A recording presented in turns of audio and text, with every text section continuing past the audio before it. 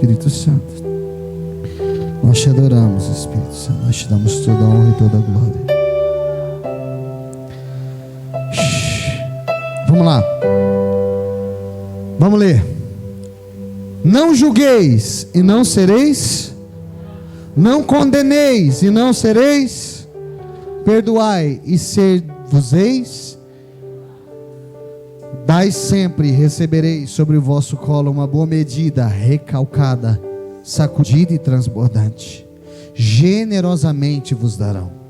Portanto, a medida que vocês usarem para medir o próximo. Meu Deus, deixa eu ler isso aí de novo, hein? Portanto, a medida que você usar para medir o próximo, essa mesma será usada para vos medir. Então Jesus lhes propôs também uma parábola. É possível um cego guiar outro cego? Não acontecerá que ambos venham a cair em algum buraco? Segura aí, deixa eu ler de novo. Por acaso, olha lá, é possível um cego guiar outro cego?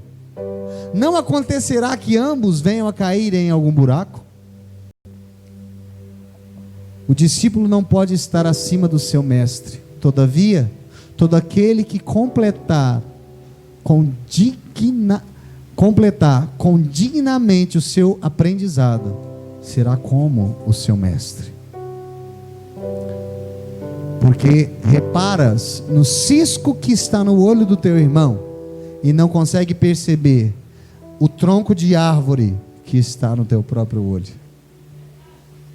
Como poderás advertir o teu irmão dizendo: irmão, permita que eu tire o cisco do teu olho, se você mesmo nem sequer notas o tamanho do tronco que repousa sobre o teu olho? Hipócrita, retira antes tudo a trave do seu olho, e só assim verás com nitidez para tirar o cisco que está no olho do seu irmão. Feche seus olhos, abaixe sua cabeça e orar para você. Pai, em nome de Jesus, eu vou ler, Pai, a tua palavra, e eu peço a ti, Pai, que fale aos nossos corações. Senhor, nos abençoa, Pai. Toca, Pai, no nosso coração nessa noite, para que a tua palavra seja pregada. Sim, Espírito Santo, nós precisamos de ti. Nós precisamos da tua presença nesse lugar, nessa noite, Espírito Santo. O Senhor nos perdoa, Pai, pelas nossas falhas, pelos nossos erros, pelos nossos pecados, Senhor. Mas nessa noite, Pai, fala ao nosso coração através da tua palavra. Fala, Pai, na nossa vida, porque nós não podemos fazer nada sem ti, mas através de ti todas as coisas são possíveis. Sim, Espírito Santo, sim. Fala, Pai, ao nosso coração nessa noite. Espírito Santo, Espírito, Espírito, que desce como fogo. Sim, vem como em Pentecostes e enche-me de novo. Aleluia. Espírito, Espírito, que desce como fogo, diga. Que desce como fogo. Diga para ele: vem como em Pentecostes. Vem como em... e enche-me de novo.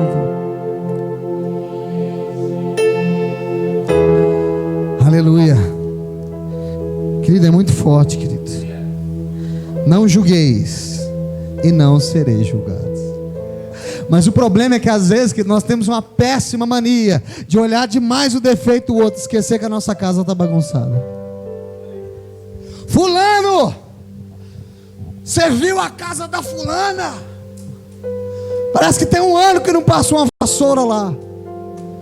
Mas o pior não é isso.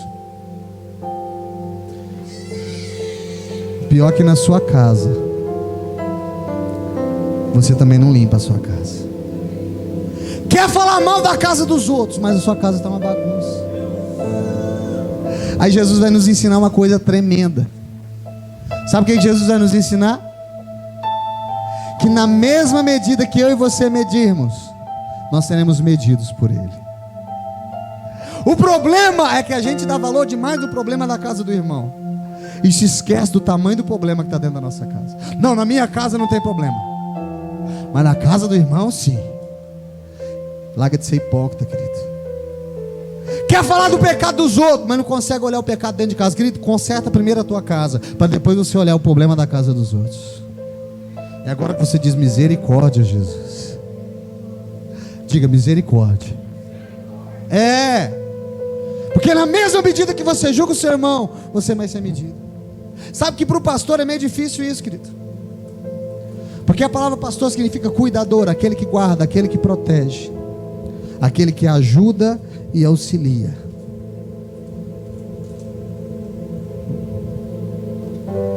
Aleluia. Aquele que ajuda e auxilia. E às vezes, querido, para o pastor é difícil julgar. Porque, querido, da mesma medida que o seu pastor julga você, ele vai ser julgado. Eu tenho esse conhecimento, eu tenho esse consentimento no meu coração.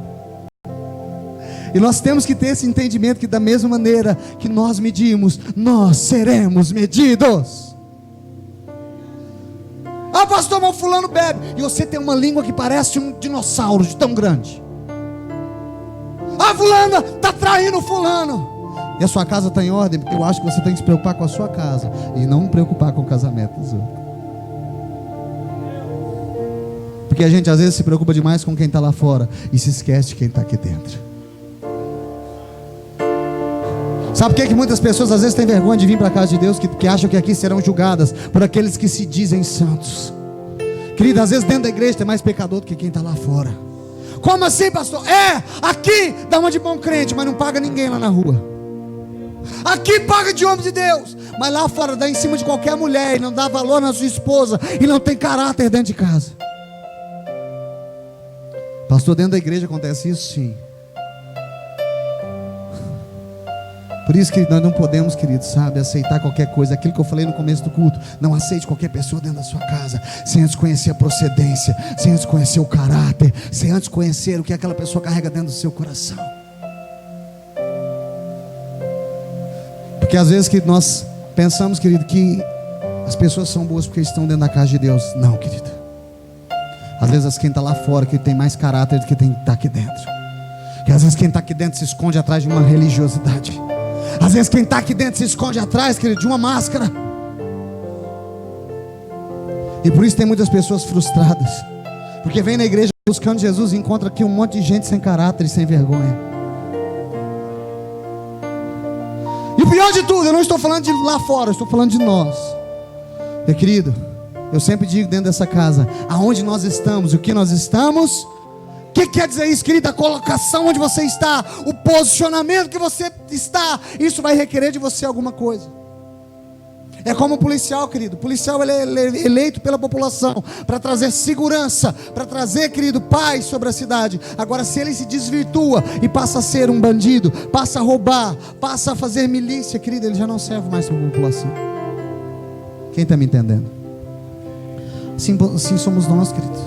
Quando você decidiu servir a Deus, Deus está dizendo para você: eu te aceito como você é, mas se você quiser me conhecer, o fato de você me conhecer vai mudar toda a sua vida. É ou não é? Já viu isso? Que você começa a andar com alguém, aí aquela pessoa tem um cacuete, ela fala uma palavrinha. Por exemplo, uma vez eu andava com um amigo meu que ele tinha mania de falar assim, ó, oxe. Eu via ele, eu falava assim, fulano, por que você não foi lá em casa? Ele, oxe, não deu para isso.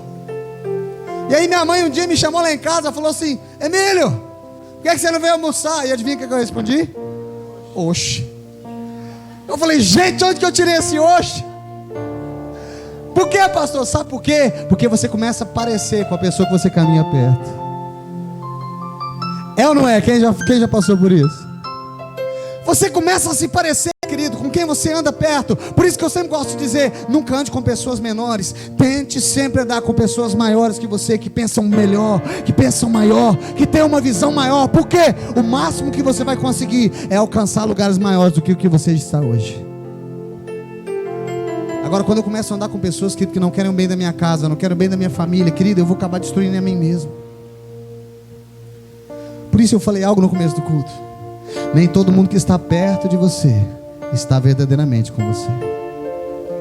Porque, querido, quem é seu amigo de verdade, quando você fizer alguma coisa errada, ele vai te chamar a atenção. Quando você estiver fazendo alguma coisa que estiver fora da palavra, fora da presença de Deus, ele vai falar: ei, cabeção, volta de volta para os caminhos do Senhor, porque onde você está, você não vai encontrar alegria e felicidade, mas na presença de Deus você vai encontrar felicidade. Por isso que aonde você está e o que você está, vamos dizer isso, diga: aonde eu estou e o que eu estou. Querido, se eu sou, hoje eu estou casado, para honra e glória do Senhor, arrumei uma esposa, oh glória, e linda, amo minha esposa. Mas, querido, agora eu estou casado, eu não posso mais, querido, agir como se eu fosse solteiro. Você está entendendo isso? Se agora eu decidi estar casado, a minha colocação como homem casado é honrar e respeitar a minha esposa, dar para ela a dignidade que ela merece, porque ela decidiu caminhar comigo, e a minha função é proteger ela. Você está entendendo isso? Diz amém. Por exemplo, hoje eu sou filho, estou na condição de filho, querido, estou na casa dos meus pais. Primeira coisa que eu tenho que fazer, respeitar os meus pais, porque existe um mandamento na palavra de Deus que diz: respeite o seu pai e sua mãe, porque os seus dias na terra se prolongarão. Mas, querido, não adianta, querido, eu estar no lugar e não estiver debaixo dessa cobertura. Quer que eu te dê um exemplo na Bíblia? Abre comigo aí, Atos dos Apóstolos. Você que tem a Bíblia, pega aí, Atos dos Apóstolos, capítulo número 20, versículo número 9.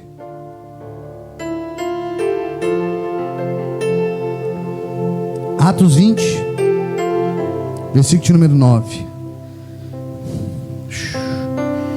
Olha lá, Atos capítulo 20, versículo número 9. Olha o que está dizendo a respeito de um jovem, querido, que estava na igreja, mas estava com o olhar fora da igreja. Olha aqui: certo jovem chamado, como é que era o nome do jovem? Diga: Eutico. Certo jovem chamado Eutico, que estava sentado numa das janelas, adormeceu profundamente durante o longo sermão de Paulo. Vencido pelo sono, caiu do terceiro andar. Quando tentaram erguê-lo, já estava... Vou ler de novo. Certo jovem chamado... Como é que era o nome do jovem, igreja? Diga: Eutico. Amém. Por que eu estou falando isso? Eu vou te perguntar como é que era o nome do jovem agora mesmo. Você vê se está prestando atenção. Certo jovem chamado Eutico estava sentado numa das janelas. Deixa eu te fazer uma pergunta: janela foi feita para sentar?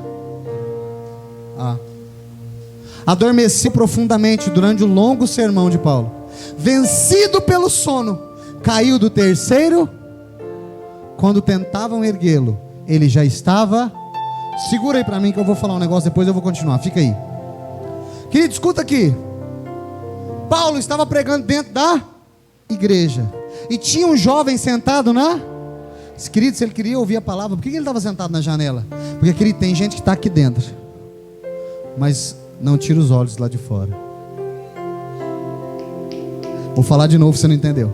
Tem gente que está aqui dentro, mas quer viver como se estivesse lá fora. Tem gente que está dentro da igreja, mas quer viver como se não estivesse. Quem sabe o que aconteceu? A Bíblia diz que Eutico, como é que era o nome do rapaz, igreja? Dormiu, sentado no terceiro andar. E quando ele dormiu, ele caiu. Imagina você fala para sua mãe: mãe, vou para a igreja. Misericórdia. Aí quando você chega na sua casa, aliás, você nem chega uma notícia lá: seu filho estava na igreja, foi ver o culto, dormiu, morreu. Misericórdia, como isso aconteceu? Imagina a mãe desse menino. Ele foi na igreja, ouviu um culto, Eutico, e aí caiu do terceiro andar e morreu. Por quê, pastor? Porque não adianta, querido, você falar que está na igreja se o seu coração está nas coisas lá de fora. Se o seu coração não estiver nas coisas que o Senhor tem para você, querido, não adianta você estar nesse lugar. Você tem que estar aqui para se render aos pés do Senhor, para se render à vontade dEle. Eu me rendo, eu me rendo para conhecer-te mais. Mas escute, eu te estava vendo, eu te escutava dentro da igreja, mas seu coração estava do lado de fora. Por isso que eu falo para você, que não adianta você só vir na igreja se o seu coração estiver nas coisas lá de fora. Isso é muito perigoso, porque em vez de estar buscando vida, talvez você esteja buscando morte para a sua vida. Vamos lá, versículo de número 10. Contudo, descendo Paulo, debruçou sobre o rapaz e o abraçou e declarou: não vos alarmeis, pois a sua alma... Espera só um pouquinho, deixa eu contar para você o que estava acontecendo aqui. Vem cá, Eutico. Senta aqui, Eutico. Eutico estava sentado na janela, estava ou não estava? Aí o que aconteceu com o Eutico? Ele dor. Quando ele dormiu, ele desequilibrou e caiu no chão. Esse aí morreu mesmo, isso é besta. Aí, deixa eu tampar a sua barriguinha aqui para não ficar de fora. Aí, tinha um doutor lá. Escuta, tinha um médico lá. Alguém sabe o nome desse médico aqui? Diga, Lucas. O que escreveu o Evangelho de Lucas. Lucas correu lá, colocou, sabe, minha pressão? Então vai lá, mede a pressão, doutor. Mede a pressão. Eu te mediu a pressão, virou para todo mundo e falou: morreu. Deixa eu te falar, Lucas era o quê? Deixa eu te contar um detalhe. Alguns historiadores dizem, e eu creio nisso. Querido, você consegue imaginar o terceiro andar? Térreo, primeiro, segundo. Na verdade, o terceiro andar para nós a gente chama de quarto. Por quê? Porque 0, 1, 2, terceiro andar. Ele caiu da terceira altura do prédio. Quando ele caiu, a sua cabeça rachou, querido, e o sangue escorria pelo chão. Você consegue imaginar isso? Lucas, na hora, mediu a pressão dele, tocou nos braços, viu a respiração e viu: ele está. Só que Paulo chega, desce do altar e diz: não vos preocupe, porque a alma do menino vive. Paulo não disse que o menino tinha morrido, não, ele disse que a alma vivia, porque o corpo realmente tinha morrido.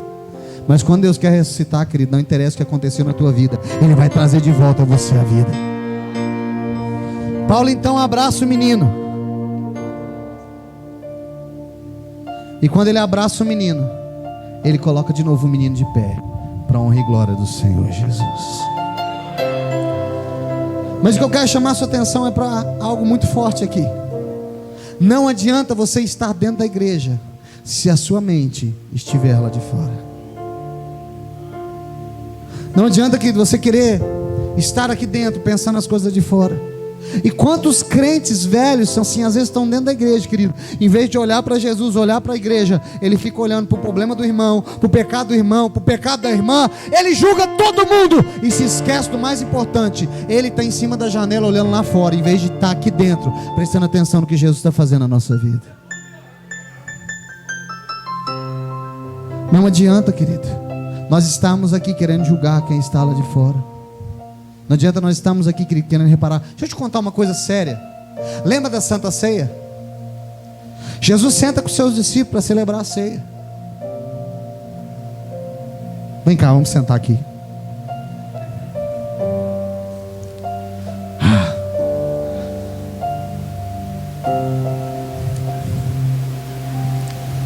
Eles se sentam para celebrar a ceia. E aí Jesus, antes de repartir o pão, ele diz assim, ó: um de vocês há de mim? Um de vocês há de mim? Você acha que eles fizeram? Eu sei, certeza. Olha lá, tem cara de traidor. Aí o outro se levantou e falou assim: não, é esse aqui, ó. Sabe o que eles fizeram? Quem anda com Jesus de verdade, que ele não aponta o dedo para o irmão. Eles viraram para Jesus e perguntaram: mestre, por acaso sou eu? Por acaso sou eu? Por quê, pastor? Porque quando você está verdadeiramente na presença de Deus, você não está preocupado se o irmão vai cair, você está preocupado em não cair. Lê lá, Jesus diz: um de vocês há de mim. E aí na hora eles levantam e falam: Senhor, por acaso serei eu? Senhor, por favor, serei eu, me diga. Por quê, pastor?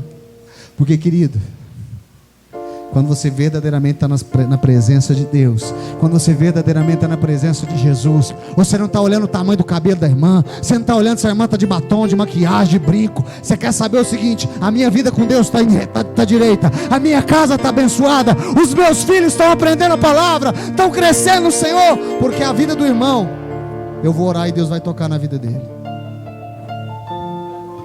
Pastor, por que o senhor falou de brinco, maquiagem? Não, querido, nós não temos isso. Nós entendemos que se você se arruma para o seu esposo, não tem problema. O problema é quando você quer se arrumar para que outras pessoas, sem ser o seu esposo, olhem para você. Mas, querido, é bom você se arrumar. É por isso que no culto de terça-feira é culto da família, amém? No culto de terça-feira da família eu falo que a mulher ela tem que se arrumar de manhã cedo, né? E tem mulher que é assim, ela dorme de noite, não tira maquiagem. Ela dorme de noite, não tira maquiagem. E quando ela acorda, o marido pensa que dormiu com um urso panda. Ah, meu Deus. Ah, é você, amor. Que não é pecado se arrumar, não. Desde que seja para o seu marido.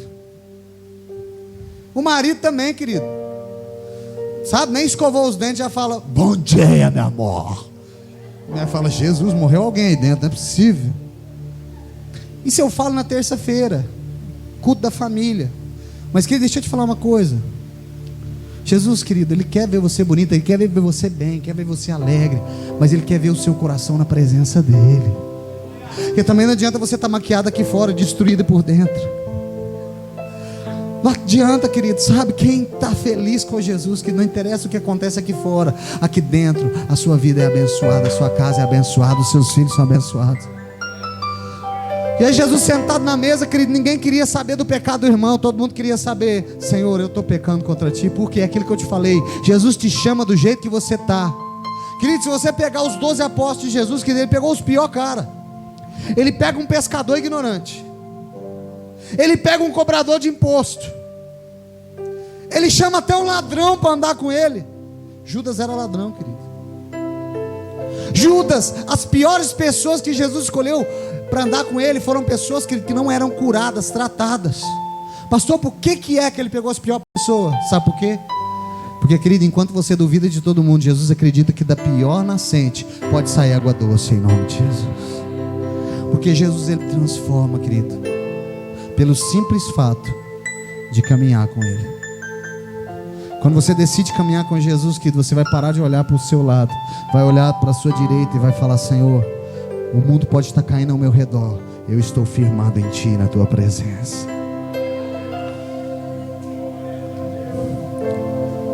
A crise não existe para quem está em Cristo.